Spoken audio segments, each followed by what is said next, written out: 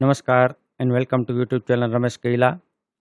ખૂબ સરસ મજાની સ્પર્ધાત્મક પરીક્ષાની સાચી દિશામાં તૈયારી કરવા માટેના કેટલાક આપણે વનલાઇનર ક્વેશ્ચન જોયા, જેમાં ઘણી વખત થોડા થોડા ડુપ્લિકેશન થશે, પણ એ ખૂબ જરૂરી છે કારણ કે મોટાભાગના પ્રશ્નો આવા જ પ્રશ્નો પૂછાતા હોય અને જે રિસન્ટ પરિસ્થિતિને ધ્યાનમાં રાખીને પ્રશ્નો હોય તો આ અગાઉ કોઈ પણ નેશનલ પ્રોગ્રામ હોય તો એમાં પણ ડેન્ગ્યુ, મેલેરિયા, ચિકનગુનિયા વગેરે આવે. અને સ્પેશિયલ આપણે ચિકનગુનિયાનો જ્યારે ટોપિક લઈએ ત્યારે ચિકનગુનિયા છે, ડેન્ગ્યુ છે.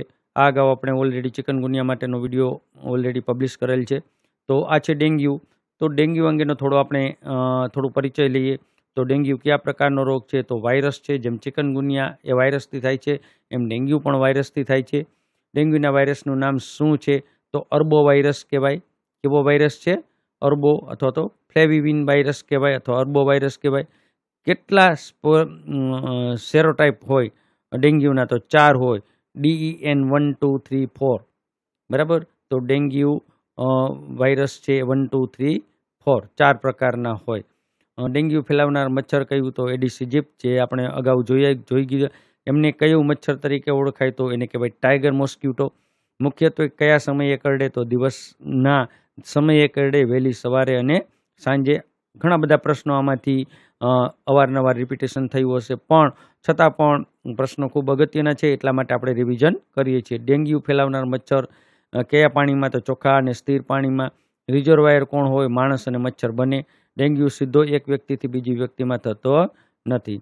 લક્ષણો તમને જેમ કીધું એવી રીતે જે ચિકનગુનિયાના લક્ષણો આપણે જોયા હતા, તો ડેન્ગ્યુના લક્ષણમાં આપણને એક તો ખાસ પહેલાં ઇન્ક્યુબેશન પીરિયડ જોઈએ, 3 થી 10 દિવસનો. ઓલામાં ચિકનગુનિયામાં 2 થી 7 દિવસનો હતો. બીજું નામ શું કહેવાય ડેન્ગ્યુનું? તો બ્રેકબોન ફીવર કહેવાય, હાડકા તોડ તાવ કહેવાય. કેટલો તાવ આવે? તો 103 ફેરનહીટથી 104 ફેરનહીટ એટલે કે હાઈ ફીવર કહેવાય, હાઈ ગ્રેડ ફીવર. તીવ્ર તાવ એટલે કે હાઈ ફીવર. હેડેક, આંખના પાછળમાં દુખાવો થાય એટલે કે આઈબોલ પેઇન થાય. જોઈન્ટ પેઇન થાય, મસલ્સ પેઇન થાય, સાંધાઓ દુખે અને મસલ્સ દુખે. ડેન્ગ્યુના શરીર પર શું હતું? તો સ્કિન રેસિસ જોવા મળે. શું ઘટી જાય? તો આપણને ખ્યાલ છે કે પ્લેટલેટ કાઉન્ટ ઘટી જાય. શું કહેવાય પ્લેટલેટ કાઉન્ટ ઘટી જાય એને? તો થ્રોમ્બોસાઇટોપેનિયા કહેવાય. થ્રોમ્બોસાઇટોપેનિયા કહેવાય. DSSનું પૂરું નામ ડેન્ગ્યુ શોક સિન્ડ્રોમ. કેવું કહેવાય? ડેન્ગ્યુ શોક. જ્યારે પ્લેટલેટ કાઉન્ટ ખૂબ ઘટી જાય અને પેશન્ટ શોકમાં જાય તો એને કહેવાય DSS, ડેન્ગ્યુ શોક સિન્ડ્રોમ. કયા પ્રકારનો ડેન્ગ્યુ જીવલેણ બની શકે? તો DSS અને DHS. એટલે કે ડેન્ગ્યુ હેમરેજિક ફીવર હોય કે ડેન્ગ્યુ શોક સિન્ડ્રોમ હોય, તો આ બંને છે એ જીવલેણ કહેવાય. તો મેઇન જે લક્ષણ, ગંભીર લક્ષણ કયું કહેવાય, સિમ્ટમ કયું કહેવાય ડેન્ગ્યુનું? તો નાકમાંથી લોહી નીકળે, સતત ઉલટી થાય કે પેટમાં દુખાવો થાય તો ગંભીર લક્ષણ કહેવાય. થોડું વાત કરીએ લેબોરેટરી અને નિદાનની. તો પ્રાથમિક ટેસ્ટ કેમાં? તો NS1 કહેવાય, એન્ટીજન ટેસ્ટ કહેવાય. એન્ટીજન ટેસ્ટ કહેવાય. તાવ આવ્યા પછી 5 દિવસ કયો ટેસ્ટ કરવાનો હોય?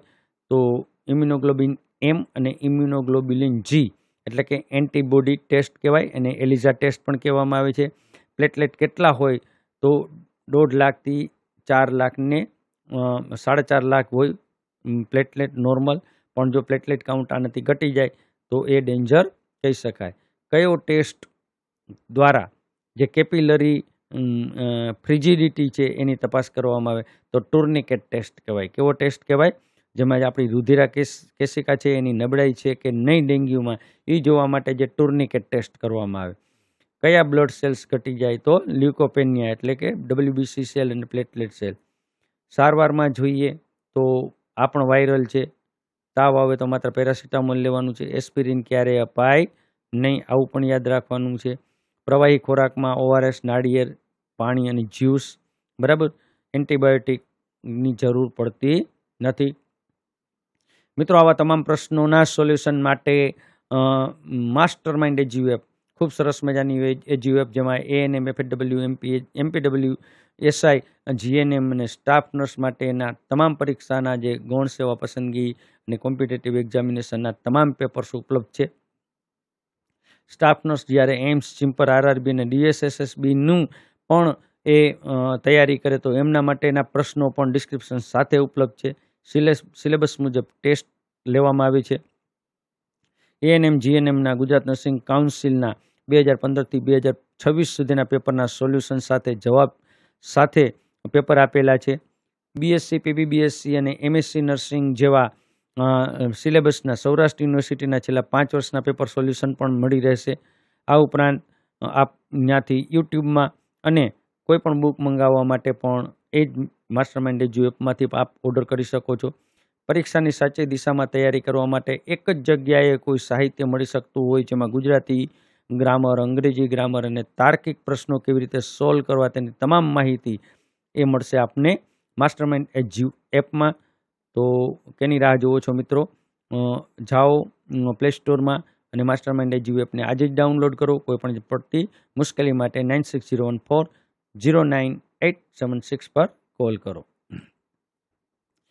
આપણે એડિસ મચ્છરનું કેવી રીતે નિયંત્રણ કરી શકાય, કંટ્રોલ કરી શકાય તે પણ આપણે આગલા વિડીયોમાં ઘણી વખત જોઈ લીધું કે એડિસ મચ્છર કેટલે ઉડી શકે, તો 100 મીટર સુધી ઉડી શકે.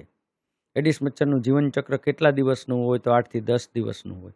લાર્વાને નાબૂદ કરવા માટે કઈ, તો ટેમોફોસ આપણે અબેટ દવા જે છે એ નાખવાની હોય. પાણીની ટાંકીમાં કઈ માછલી, તો ગપ્પી અને ગંબુસિયા. જે લાર્વા છે એ શ્વાસ લેવા સપાટી ઉપર આવે તો એને શું કહેવાય, તો સિફેન ટ્યુબ કહેવાય. એડિસ મચ્છર ક્યાં ઈંડા મૂકે, તો ટાયર, કુલર, ફૂલદાની, ભંગાર, અગાસી ઉપર રાખેલા પાણીના વાસણમાં. દર મહિને કયા દિવસે આપણે એને ડ્રાય ડે તરીકે ઉજવીએ, બરાબર? તો દર રવિવારે આપણે શું કરીએ, ડ્રાય ડે. એટલે કે બધા જ જે ટાયર છે, ફૂલદાની છે, કોઈ પણ ભંગાર પડેલો હોય, કોઈ પણ પાણીના વાસણ ભરેલા હોય, તો બધા જ સાફ કરી અને આપણે ડ્રાય કરીએ, એટલે એને ડ્રાય ડે કહેવાય. તો રવિવારે ડ્રાય ડે ઉજવવાનો હોય. મચ્છર ભગાડવા માટે કયા તેલનો, તો લીમડાના તેલ અથવા તો સિટ્રોનેલા ઓઇલ. ફોગિંગ, બરાબર? ફોગિંગમાં કઈ દવા વપરાય, તો મેલિયેથોન ઇસી, બરાબર? પાયરેથ્રેમ વપરાય. કયો કાર્યક્રમ આવે, તો NVBDCP national vector borne disease control program. ADCP કેવા વાતાવરણમાં વધારે ઈંડા મૂકે, તો ચોમાસા પછીના સમયમાં. વિશ્વ ડેન્ગ્યુ દિવસ ક્યારે ઉજવાય, તો 15મી જૂન, બરાબર? એશિયન ડેન્ગ્યુ ડે કહેવાય. કેવો કહેવાય? Asian dengue day. રાષ્ટ્રીય ડેન્ગ્યુ દિવસ ક્યારે હોય, તો 16મી મે. શું ડેન્ગ્યુ માટે કોઈ રસી ઉપલબ્ધ છે? હા, ડેંગવેક્સા. કેવું છે? ડેંગવેક્સિયા, બરાબર? પરંતુ ભારતમાં હજી છે નહીં, બરાબર? તો લાઇન લિસ્ટિંગ ઓફ કેસ, જો MPW કયું ફોર્મ ભરવાનું હોય, તો LLC line listing of cases, બરાબર? હાઉસ ઇન્ડેક્સ એટલે શું કહેવાય, તો જે આપણે પોરા તપાસેલા હોય એ ઘરને કહેવાય હાઉસ ઇન્ડેક્સ. કેવું હોય મચ્છરિયું, તો ઘેરો કાળો રંગ, સફેદ ટપકા. ડેન્ગ્યુના કંટ્રોલ માટેની સૌથી અસરકારક પદ્ધતિ હોય, તો એને કહેવાય સોર્સિસ રિડક્શન, એટલે કે મચ્છરની ઉત્પત્તિનો જ નાશ કરવો. તો આ હતી કેટલીક માહિતી ડેન્ગ્યુ વિશેની. તો ડેન્ગ્યુ પણ અવારનવાર પૂછાતા પ્રશ્નોમાંનો એક પ્રશ્ન છે, ટોપિક છે. તો ડેન્ગ્યુને પણ આપણે પ્રાધાન્ય આપવું પડે. ખૂબ ખૂબ આભાર, ધન્યવાદ. વિડીયો આપના મિત્રો સાથે ચોક્કસ શેર કરજો. જો આપને ગમે તો લાઇક કરજો અને જ્યાં જરૂર પડે ત્યાં કોમેન્ટ કરજો. ખૂબ ખૂબ આભાર, ધન્યવાદ.